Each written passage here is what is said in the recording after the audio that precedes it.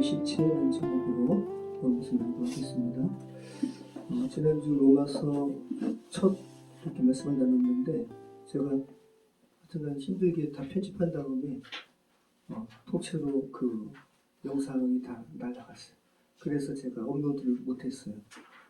되게 중요한 말씀을 많이 나눴는데 근데 이틀 내내 그 편집했는데 그 다시 편집할 그 엄두가 안 나더라고요. 너무 진이 빠져가지고 지난주 한번 말씀을 한번 잠시 한번 되뇌어 보세요.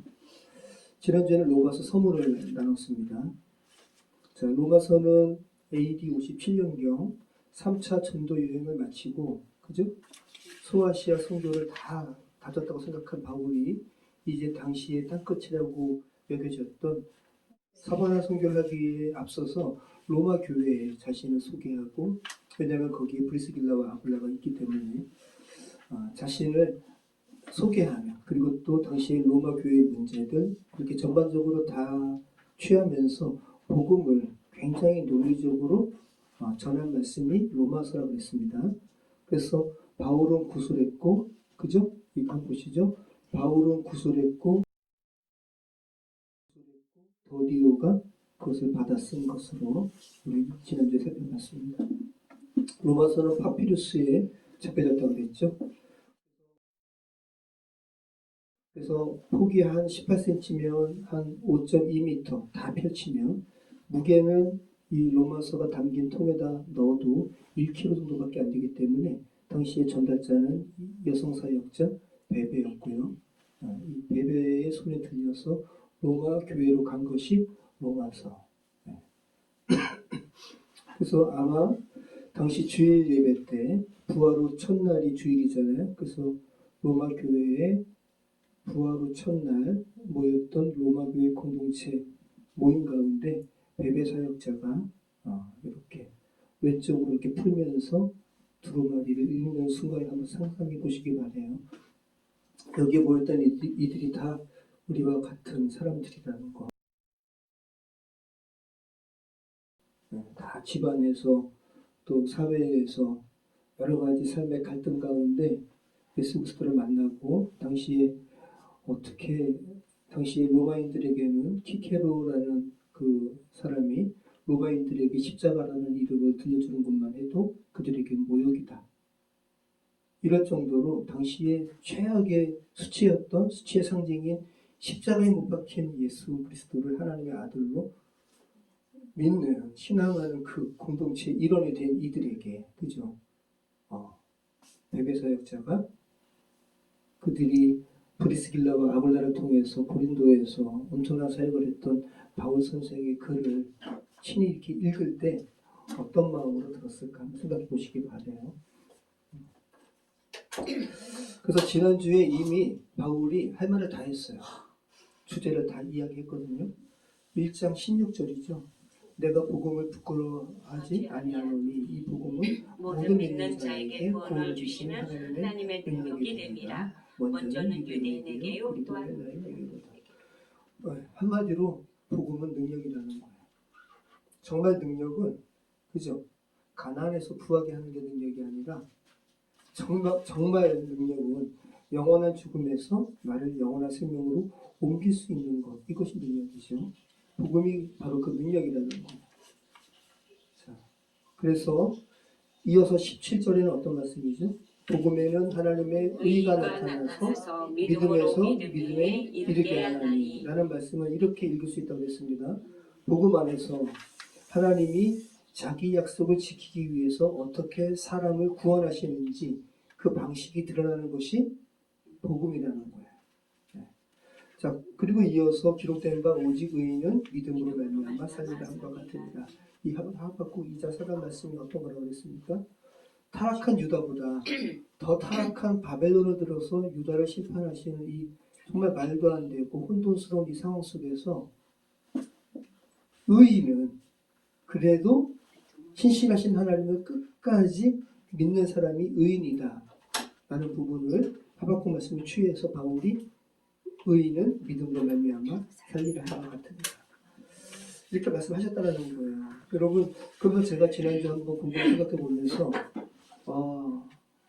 창세기 6장 8절 말씀 보면 그 폐역한 이 세상에 하나님께서 다 쓸어버리시잖아요. 그죠? 그럴 때 노아가 신실하신 하나님을 의지한 말씀이 나오거든요. 정확하게 하박국 말씀과 같아요. 이거 읽어보시죠. 같이 읽어보겠습니다. 여호와께서 사람의 죄악이 세상에 가득함과 그의 마음으로 생각하는 모든 계획이 항상 악할 뿐을 보시고 땅에 사람 지으셨음을 한탄하사 마음에 근심하시고 이르시되 내가 창조한 사람을 내가 지면에서 쓸어버리되 사람으로부터 가축과 기는 것과 공중의 새까지 그리하리니 이는 내가 그것들을 지었음을 한탄함이니라 하십니다. 그러나 노아는 여호와께 은혜를 입었더라. 자, 이 말씀이 이 세상의 모든 사람들은 하나님 창조주 하나님을 바라보지도 않아요. 그냥 패괴한 가운데 악 가운데 살아가고 그러한 가운데 하나님께서 진노하시고 한탄하시고 내가 이제 다 쓸어버릴 거라라는 하나님의 이런 경고의 말씀에도 사람들은 하나님 의지하지 않고 바라보지 않는데 그러나 노아는 여호와께 은혜를 입었더라. 여기서 노아는 여호와께 은혜를 입었더라. 이거는 의역이고요. 실제 히브리어 원문은 뭐냐면 그러나 노아는 하나님의 눈에서 은혜를 발견하였더라.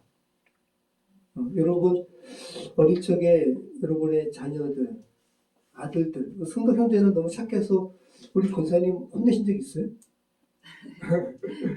우리 수빈이도 착하지만 또 이제 그 전천의 집사님께서 또 아주 그냥 또 아주 멋진 어머니로서 훈계할 때 훈계하시잖아요. 그럴 때 저도 이제 우리 아이들 혼낼 때, 첫 혼낼 때 기억나거든요.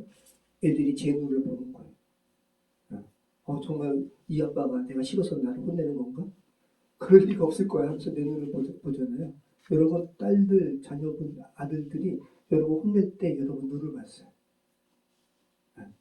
노아가 이런 하나님의 진노 앞에서 그러나 노아는 하나님의 눈에서 하나님은 신실하신 분이라는 걸 알았고, 그죠? 하나님의 눈을 봤단 말이죠. 그 노아를 하나님께서 의인이라 칭하시는 거예요. 이것과 하박국 말씀은 만나기 같죠. 하나님께서 사람들을 의인이라 칭하는 경우는 딱 하나라는 거예요. 신실하신 창조주 하나님의 계심을 알고 그분을 계속 의지하는 자, 그를 하나님께서 의인이라 칭하는 거예요. 어떤 인간이 어떤 착해서 선해서 인간이 다 고만고만해요. 제가 아시는 사역자가 키가 작아요. 진짜 작아요. 기타 사역자, 기타 치시는 찬양 사역자인데 근데 그분이 되게 건강한 이야기를 하는 거예요. 언제 한번 찬양 인도하면서 멘트 가운데 저 작죠. 근데 하늘에서 보면은 다 똑같은 점이에요. 그죠? 사람 눈에서 봤을 때 키가 작거나 크나 고만고만한 건데 위에서 보면 다 그냥 검은 한국인들은 다 검은 점이에요. 그런 거예요. 자기 상황을 넘어서 창조주 하나님의 그 깊은 사랑 가운데 들어갈 수 있는 자, 그를 하나님께서 의인이라 칭한다라는 거예요. 자, 우리 지난주 말씀 우리가 읽었는데 주제라고 했잖아요. 내가 복음을 부끄러워하지 아니하노니 이 복음은 모든 믿는 자에게 구원을 주신 하나님의 능력이 됨이라. 먼저는 유대인에게요, 그리고 헬라인에게로다. 그리고 17절 말씀이 나오고요. 그 다음에 오늘 우리가 읽는 이제 로마서 1장 18절 말씀이 나오는데 이 사이에 헬라어로 가르라는 이런 단어가 있어요. 이 가르가 뭐냐면 because, 왜냐하면. 자, 하나님의 이 복음의 핵심을 탁 드러내고, 다시 한번 읽어볼까요? 내가 복음을 부끄러워하지 아니하노니 이 복음은 모든 믿는 자에게 구원을 주신 하나님의 능력이니라.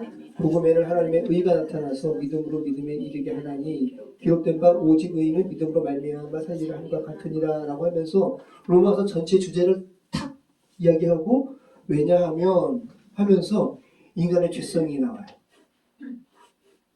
인간의 실체가 나오는 거예요. 오늘 제목은 제가 나의 실체라고 했잖아요. 나의 실체가 철저하게 다 폭로되는 거예요. 그래서 우리 실체는 죽을 수밖에 없어요. 그냥 깜깜해요. 죽음이에요, 죽음. 이 죽음을 다 폭로하면서 하나님의 복음의 능력에 대해서 이야기하는 거야. 너희는 이렇게 죽을 수밖에 없어. 그래서 복음이 필요한 거야. 라는 것이 왜냐하면 가르라는 접속사로 이렇게 표현하고 있다는 거죠.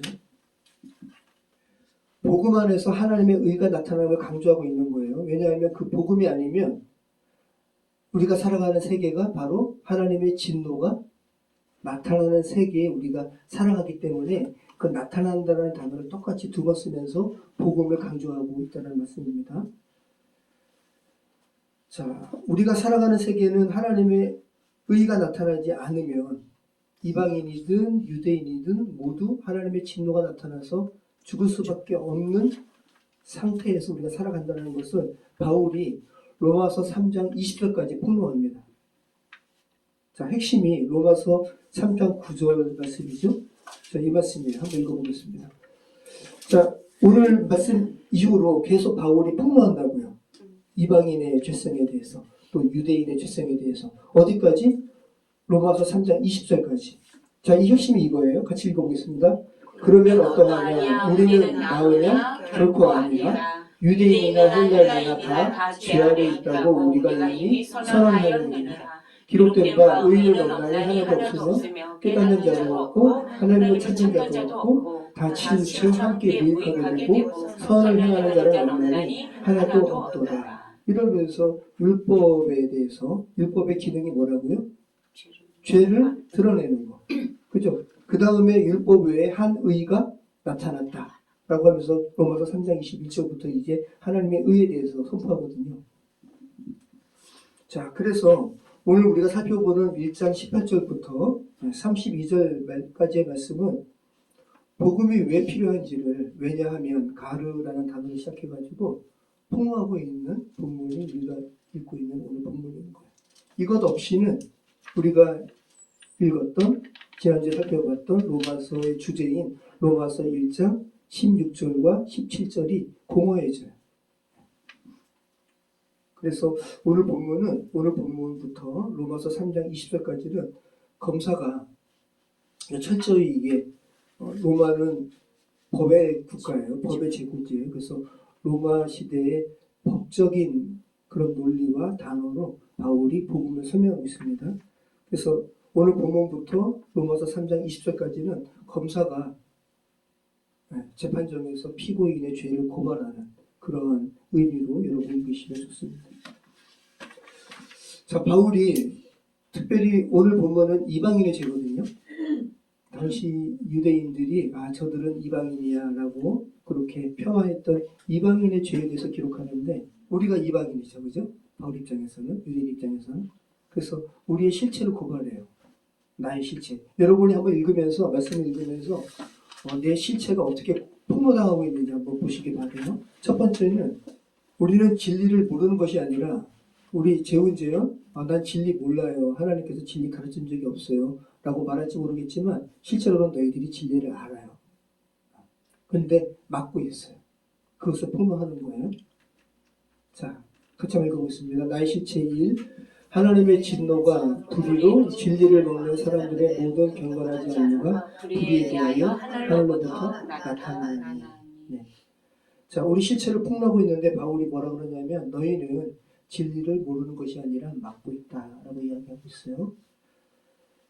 자, 진리를 막는다라고 번역된 단어가 카테콘톤이라는 단어인데 그냥 모르는 게 아니에요. 억지로 틀어막는 거예요. 요즘에는 그런 게임이 없는데 뭐죠? 갑자기 뭐가 뽀뽀 튀어나오면 망치로 막 때리는 거. 두더지 않기. 그죠? 예전에 그 버스 휴게소에 많이 있었잖아요. 튀어나오면 억지로 이렇게 누르는 게 오늘 바울이 쓴 단어예요. 바울이 인간이 진리를 몰라서 죄를 짓는다고 말하는 게 아니라 알면서도 그 진리를 막고 있다고 바울이 이야기하는 거예요. 바울이 왜 이렇게 단언하냐면 19절과 20절에 이어서 그 이유를 이야기하는데 같이 읽어보겠습니다. 이는 하나님을 알만한 것이 그들 속에 보임이라 하나님께서 이를 그들에게 보이셨느니라.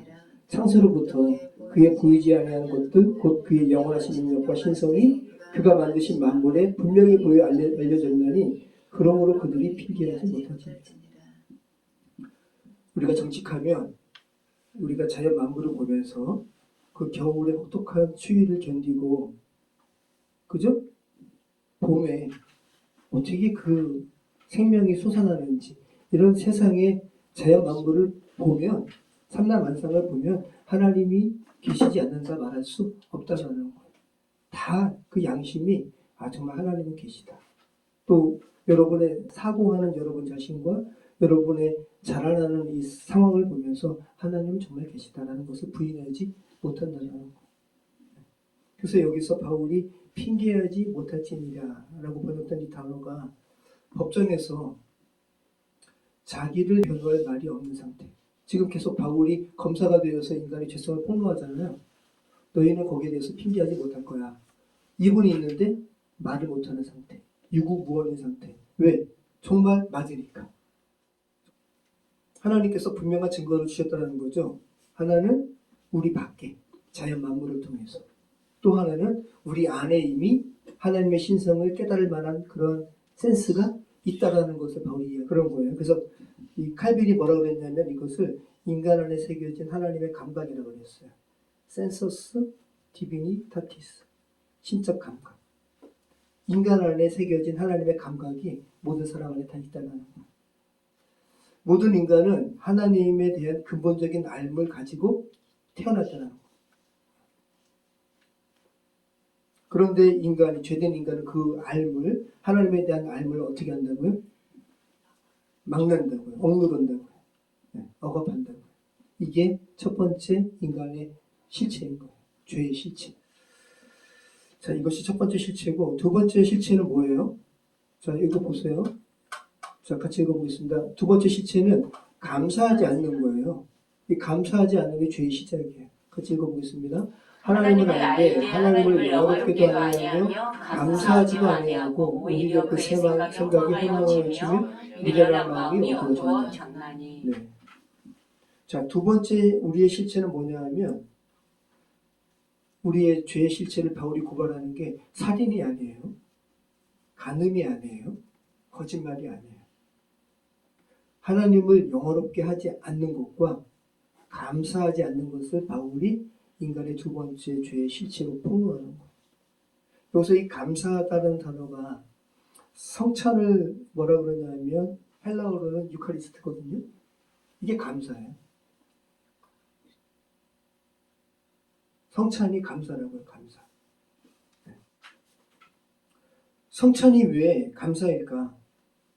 예배의 본질은 하나님께 받은 것에 대한 감사가 예배의 본질이기 때문에 그래요. 그럼 한번 가인의 예배는 왜 그러면 연락되지 못했을까? 아벨의 예배는 왜 연락됐을까? 여기에 아마 감사에 대한 부분이 있을 거예요. 자, 여러분 왜 감사하지 않는 것이 인간의 죄로 바울이 폭로하는 걸까요? 왜 감사하지 않을까? 여러분이 감사할 때 왜 감사해요? 뭐 하나님과의 관련한 거 말고 타인에게도. 왜 감사해요? 타인에게? 어떤 여러분이 이룬 것에 대해서 이 이룬 것과 관련해서 다른 사람에게 감사하는 것은 이 이룬 것의 본질이 내 안에서 나온 게 아니기 때문에. 그럼 우리의 삶이, 우리의 근본적인 어떤 존재됨이 하나님께 감사하지 않는다? 그럼 그것은 하나님 없이 내가 여기 있구나. 내가 이룬 것들이 하나님 없이 이룬 것이구나.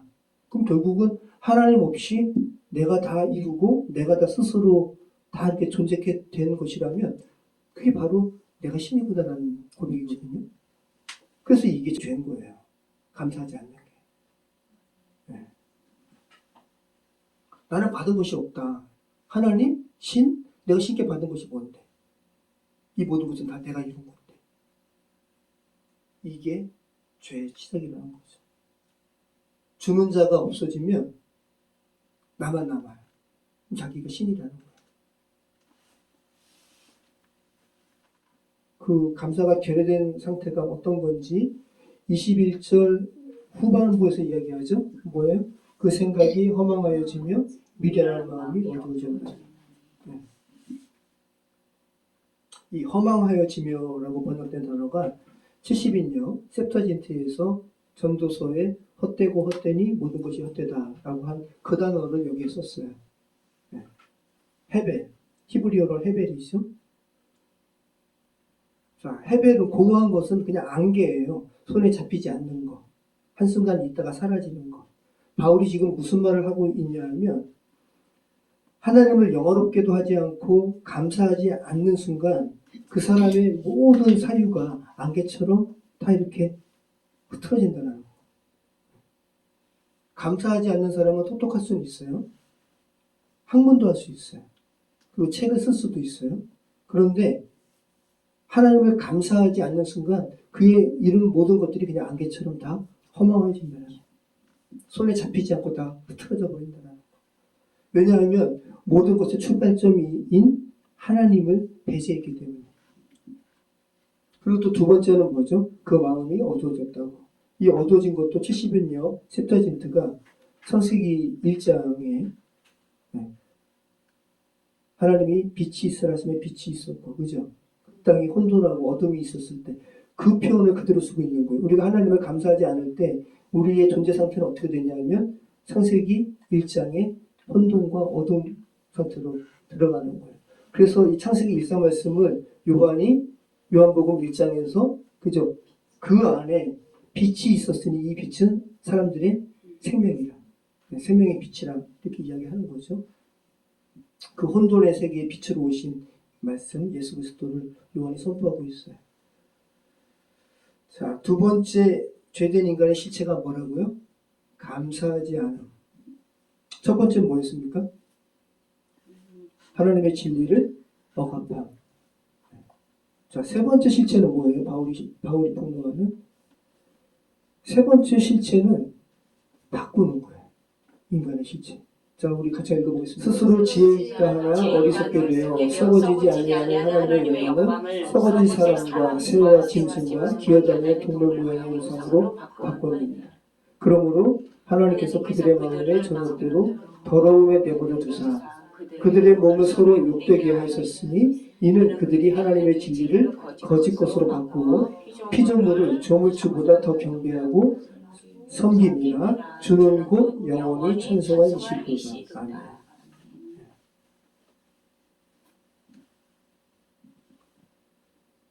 자, 여기서 보면 그죠? 바꿨느니라. 인간이 지금 바울이 어떻게 쓰고 있습니까? 23절에 영광을 우상으로 바꾸는 거. 그죠? 그 다음에 두 번째는 25절에 진리를 거짓으로 바꾸고 그 다음에 세 번째는 26절에 순리를 영리로 바꾸는 거예요. 자, 이것이 말하는 바가 뭐예요? 지금 바울이 이야기하는 게 죄의 본질은 없는 것을 만들어내는 것이 아니라 이미 있는 것을 다른 것으로 바꾸게 하는 거. 이게 죄라는 거예요. 하나님께서 우리에게 주신 영광이 있었어요. 그죠? 하나님의 영광. 그 영광이 사라지지 않았습니다. 그런데 죄된 인간은 그것을 다른 것으로 바꿔요. 그리고 하나님이 주신 진리가 있어요.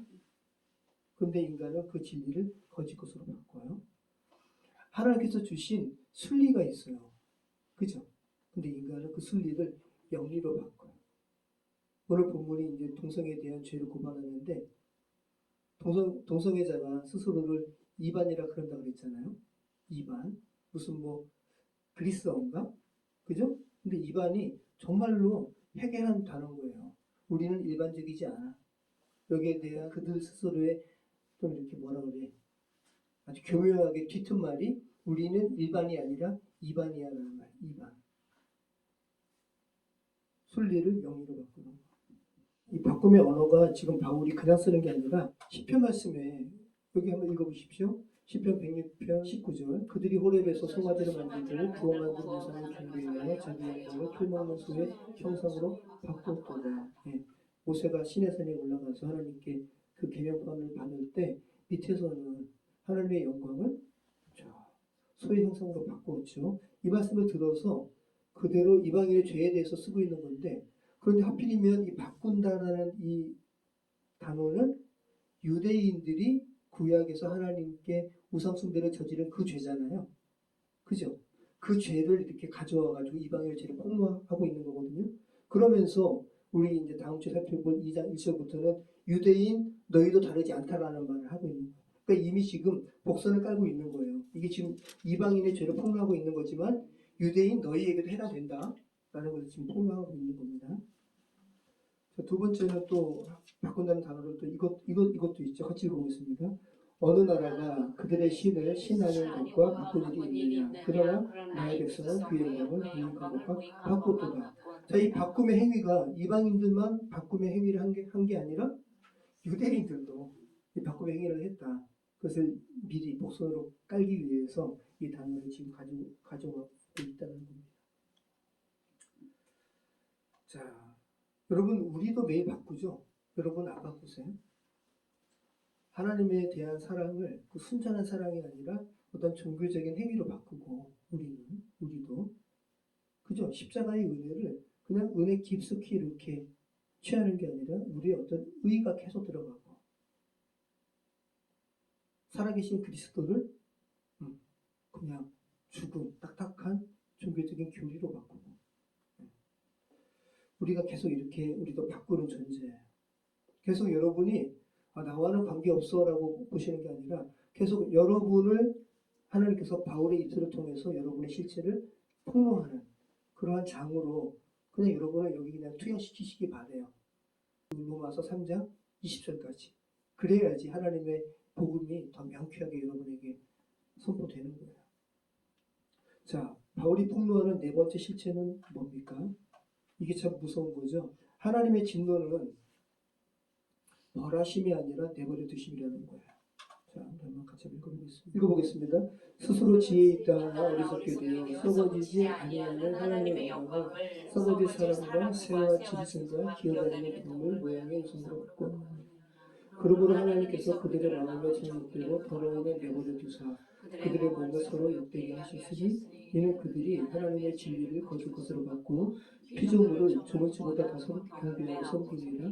주는 곧 영원히 찬송할 이시로다. 아멘. 이 때문에 하나님께서 그들을 부끄러운 육신에 내버려 두셨으니 곧 그들의 여자들도 순리대로 쓸 것을 바꾸어 영리로 쓰며 그와 같이 남자들도 순리대로 여자 쓰기를 버리고 서로 향하여 음욕이 부릴 듯하며 남자가 남자와 더불어 부끄러운 일을 행하여 그들의 그릇 때문에 상당한 도움을 그들 자신을 받았느니라.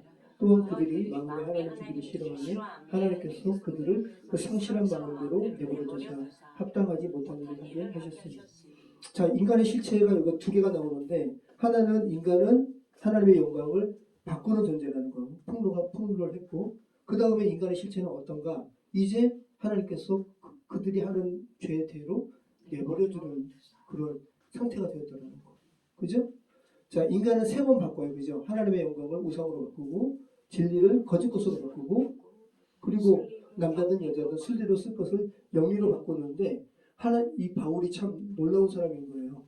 똑같이 그들의 세 번 바꿈을 하나님의 세 번 내버려 두심으로 이렇게 폭로하고 있는 거예요. 그러니까 하나님께서 어떻게 하신다고요?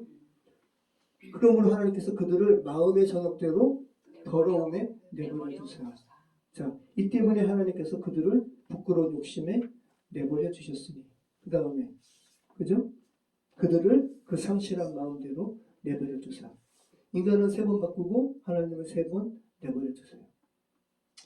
이렇게 대조하면서 인간의 실체를 바울이 폭로하고 있는 거예요. 근데 다 대표적으로 꼭 이렇게 말씀이 동성애 관련된 그런 고발을 바울이 하는 것처럼 보이지만 여기서는 동성애만 있는 게 아니에요. 그죠? 우상 숭배로 인한 하나님, 인간, 피조물 간의 전면적인 어떤 질서가 붕괴된 모습을 지금 표현하고 있는 겁니다. 하지만 그렇다고 해가지고 동성애가 죄가 없다고 하는 건 아니죠? 그죠? 참 특이하게 남자만의 동성애만 고발하는 게 아니라 여성의 동성애까지도 바울이 함께 고발하고 있다는 거. 오늘 본문은 동성애만 콕 집어서 죄라고 하는 게 아니라 인간의 전반적인 붕괴를 지금 이야기하고 있다는 거예요. 자, 여기서 이 내버려 두셨다라는 말이 뭐냐 하면 이 넘기다라는 말이거든요. 빌라도가 예수님을 마태복음 27장 26절에 유대인들에게 넘겨주죠. 그죠? 십자가에 넘겨줘요. 그리고 유다가 예수님을 은 30냥에 바리새인 그런 시권자들에게 넘겨주죠. 사내들인의 그런 권력자들에게 넘겨주잖아요. 그 단어예요. 그런데 로마서 1장에서는 누가 넘겨줘요? 하나님께서 인간을. 이게 하나님께서 인간을 그죠? 더러움에 내버려 두사, 부끄러운 욕심에 내버려 두사, 성실한 마음대로 내버려 두사. 이것이 여러분, 별로 이렇게 큰 벌은 아니네 라고 생각을 하세요? 이게 가장 큰 벌인 거예요. 내버려 두는 게 가장 큰 벌인 거예요. 우리가 자녀를 정말 사랑하면 혼내죠. 왜? 그렇게 하지 말라고. 근데 내버려 두는 것은 이제 모르겠다. 포기잖아요. 그죠? 이게 더 무서운 거예요. 그래서 바울이 하나님의 이 내버려 두심이라는 이 상황이 얼마나 무서운 건지를 깨닫게 하기 위해서 이 말을 쓰는 거예요. 철저하게 우리 자신이 이 죄 가운데 하나님 앞에서 어떠한 지금 상태 가운데 있는지를 폭로하는 그런 말씀이라는 거예요. 저는 예전에 벼락이 이렇게 쿵쿵 치면 제가 가장 먼저 한 게 뭐냐면 하나님 저 용서해 주세요. 저 어머니한테 막 이렇게 좀 버릇없게 굴었어요. 용서해 주세요. 벼락이 치면. 근데 그거보다 내버려 두시는 게 더 무서운 거라는 거예요. 벼락은 벼락처럼 진노하시는 것은 우리에게 돌아갈 기회를 줍니다. 다시는 그러지 말아야지. 그죠? 잘못했습니다. 다시는 그러지 말아야지. 근데 내버려 두시는 거는 잘못한 거에 대한 감각이 없으니까 이거는 완전히 심판인 거죠. 벼락은 벼락처럼 진노하시는 것은 우리에게 돌아갈 기회를 줍니다. 다시는 그러지 말아야지. 그죠? 잘못했습니다. 다시는 그러지 말아야지. 근데 내버려 두시는 거는 잘못한 거에 대한 감각이 없으니까 이거는 완전히 심판인 거죠. C.S. 루이스가 천국과 지옥의 이혼이라는 그 제목의 책을 썼어요. 참 제목이 재밌잖아요. 디볼스. 이혼이라고 써가지고 천국과 지옥이 서로 양립이 가능해요? 그죠? 불가능한 거예요. 근데 이혼이라는 말을 쓰면서 영원히 같이 갈 수 없는 것이면 이렇게 C.S. 루이스가 이렇게 표현을 하는데 거기서 뭐라 그랬냐면 인간이 결국은 두 부류의 사람만 있다는 거예요. 한 사람은, 한 부류는 뭐냐면 하나님 당신의 뜻이 이루어지시기를 제가 간구합니다. 이런 부류가 있고 또 한 부류는 하나님께서 인간도로 너의 뜻대로 이루어질지어다. 이런 부류가 있다는 거예요. 여러분은 어떤 부류에 있기를 원하세요? 그죠? 하나님 이 땅 가운데 아버지의 뜻이 이 땅 가운데 이루어지길 바랍니다. 이게 하나님의 자녀죠. 그런데 하나님께서 인간아 너 뜻대로 이루어지길 바란다. 이거는 무서운 말인 거죠. C.S. 루이스라는 사람이 굉장히 깊게 통찰을 했어요. 그래서 C.S. 루이스가 또 이 책에서 이렇게 말을 했습니다. 지옥의 문은 안쪽에서 잠겨있다. 인간이 스스로 지옥의 문을 잠궈가지고 자기가 안 나가는 거예요. 자, 그러면 여러분 요한계시록에 내가 문 밖에 서서 두드리는 노니, 그죠? 누구든지 내 음성을 듣고 문을 열면 내가 그와 더불어 먹고 그는 나와 더불어 먹으리라. 문고리는 밖에 있지 않아요. 예수님의 똑똑 두드리는 그 음성을 듣고 문을 여는 사람도 인간이고, 그죠? 지옥 문을 계속 끝까지 열지 않는 것도 인간이고.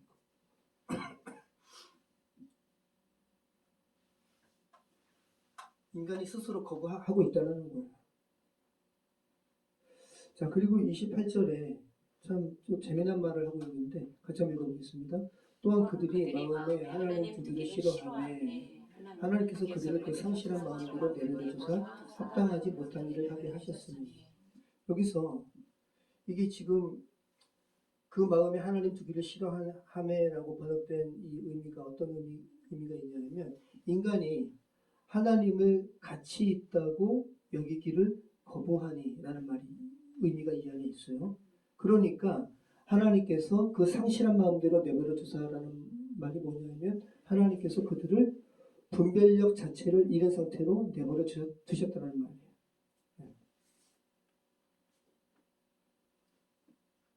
인간이 하나님을 마음에 두기를 거부할 때 하나님께서는 그래?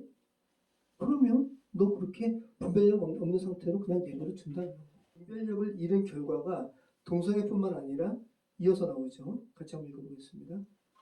자, 같이 읽어보겠습니다. 이 분별력을 잃은 결과예요. 곧 모든 불의, 추악, 탐욕, 악의가 가득한 자요, 시기, 살인, 분쟁, 사기, 악독이 가득한 자요, 수근수근하는 자요, 비방하는 자요, 하나님께서 미워하시는 자요, 능욕하는 자요, 교만하는 자요, 자랑하는 자요, 악을 도모하는 자요, 부모를 거역하는 자요, 우매한 자요, 배약하는 자요, 무정한 자요, 무자비한 자요. 그들이 이 같은 일을 행하는 자는 사형에 해당한다고 하나님께서 정하심을 알고도 자기들만 행할 뿐 아니라 또한 그런 일을 행하는 자들을 옳다 하느니라. 자, 하나님을 가치 있게 여기지 않으니까 하나님께서 분별력을 상실한 상태로 내버려 두니까 이런 결과가 이루어졌습니다. 근데 여러분 우리가 읽은 29절부터 32절 말씀이 의미하는 이 죄가 어떤 죄 같아요? 어떤 상태 같아요? 우리가 잠언 6장 16절로 19절 말씀과 똑같은 건데 관계성의 죄예요. 자, 우리 잠언 말씀 한번 볼까요? 자, 여호와께서 잠언 6장 16절 여호와께서 미워하시는 것 곧 그의 마음에 싫어하는 것이 예는 것까지니 곧 교만한 눈과 거짓된 혀와 무지한 자의 피를 흘리는 손과 악한 기비를 꾀하는 마음과 빨리 악으로 달려가는 발과 거짓을 말하는 망령된 증인과 및 형제 사이를 이간하는 자는 공동체를 깨뜨리는 죄잖아요. 그죠? 공동체 간의 관계성의 죄인데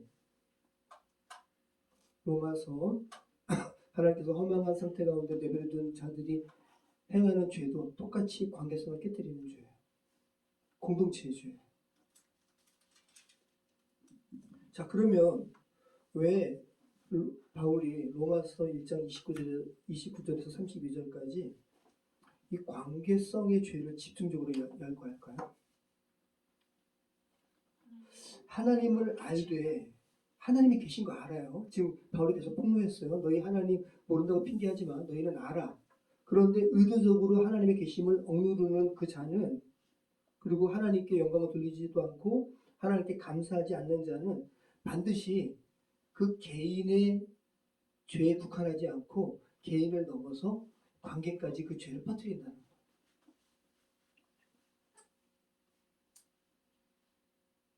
그 결과가 무엇으로 드러나냐 하면 생각의 어두워짐이나 우상 숭배뿐만 아니라 사람과 사람 사이를 붕괴시키는 그런 관계성의 죄까지 나간다는 거예요. 자, 그러면서 여러분 정말 중요한 게 뭐냐 하면 바울이 죄를 어떠한 행위 목록으로 이야기하는 게 아니라 존재 상태의 증상으로 이야기하고 있잖아요. 비방하는 자, 막 수근수근하는 자, 이게 어떤 상태, 그죠? 상태.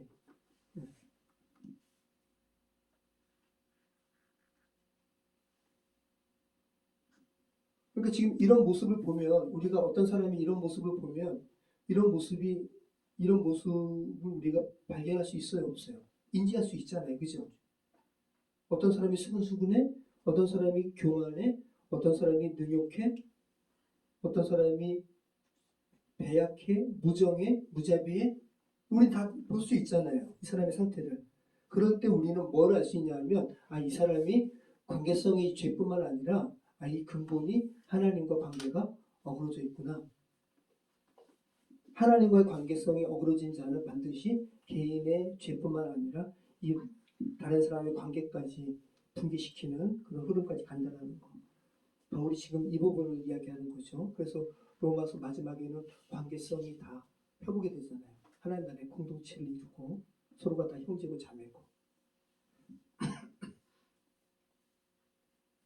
그래서 관계성의 죄는, 이웃 간의 수평적인 어떤 관계성의 죄는 그가 하나님을 거부하는가 거부하지 않는가를 아주 단적으로 드러내는 어떠한 핵심적인 지표라는 거 우리는 알게 되죠. 하나님과의 관계성이 올바른 자는 타인에게 무자비할 수가 없어요. 바울이 말하는 바를 잘 보시기 바라요. 자, 또 바울이 우리에게 폭로하는 우리들의 실체는 뭐냐 하면 이거예요.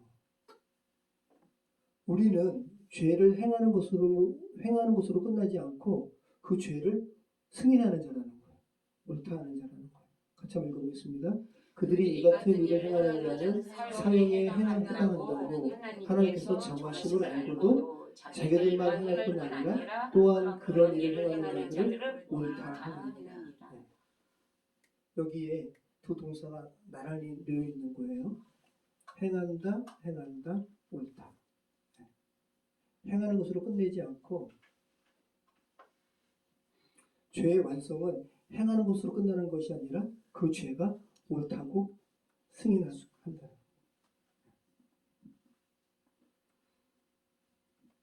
한 개인이 악을 행하는 것은 첫 번째 단계예요. 그 사람은 자신이 행한 죄에 대해서 양심의 가책을 느낄 수 있어요. 그런데 그 공동체가 이제 그 죄에 대해서 옳다 할 때는 이제 완전히 마비되는 거죠, 그죠? 완전히 그냥 악이 판치는 세상이 되는 거예요.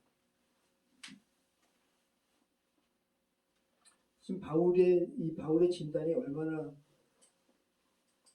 현대적입니까? 그죠? 지금 뭐 검찰에 대한 그죠? 검찰 개혁을 지금 외치는데 그죠? 한 사람 한 사람의 검사를 떠나서 그 죄를 그 공동체가 다 이렇게 방어하고 괜찮다 그러잖아요.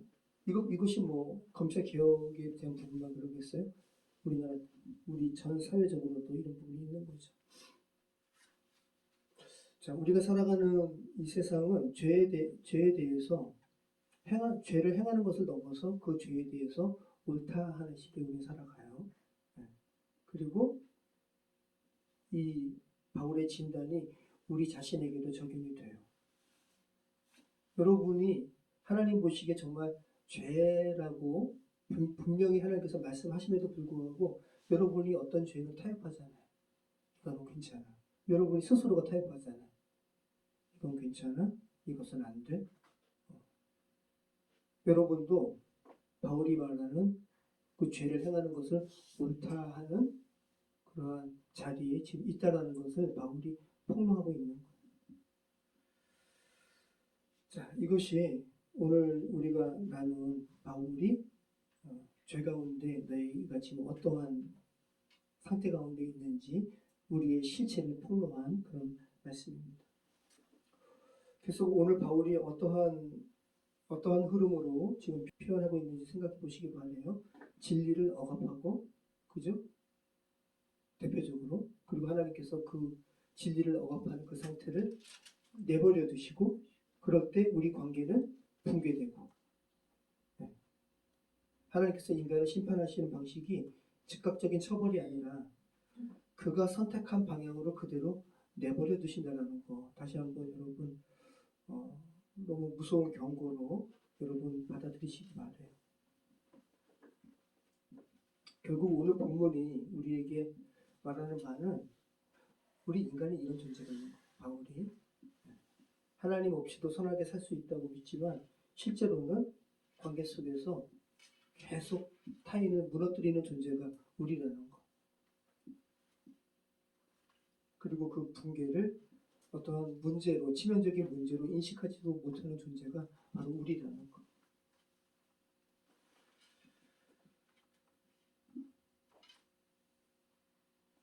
우리가 지금 바울이 말하는 결론은 단순히 이런 죄를 짓지 말라는 게 아니에요.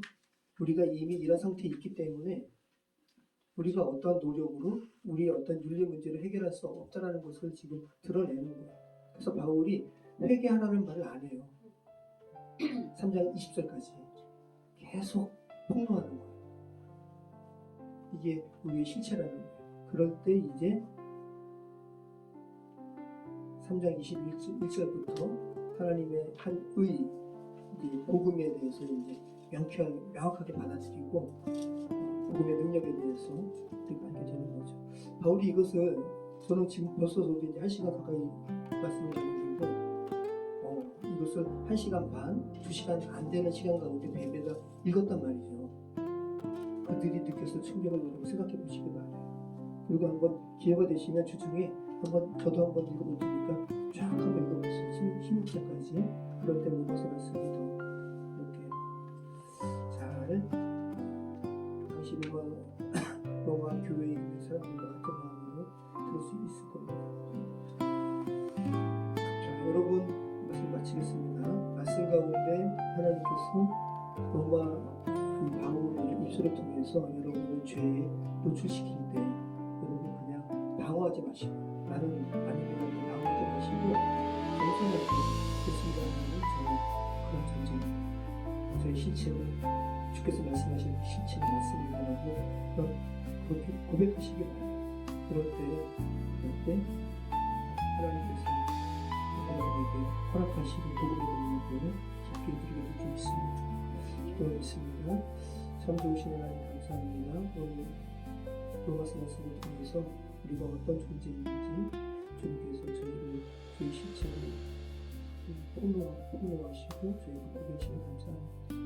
아버지 하나님 그러한 하나님의 말씀을 제가 거부하지 않도록 도와주시고 우리가 정말 우리 스스로 설 수 없는 존재이며 정말 희망 없는 존재임을 주님 앞에 저희 고백하게 하시고 하나님의 복음의 능력을 더 깊게 누리는 우리 삶이 될 수 있도록 인도해 주시옵소서.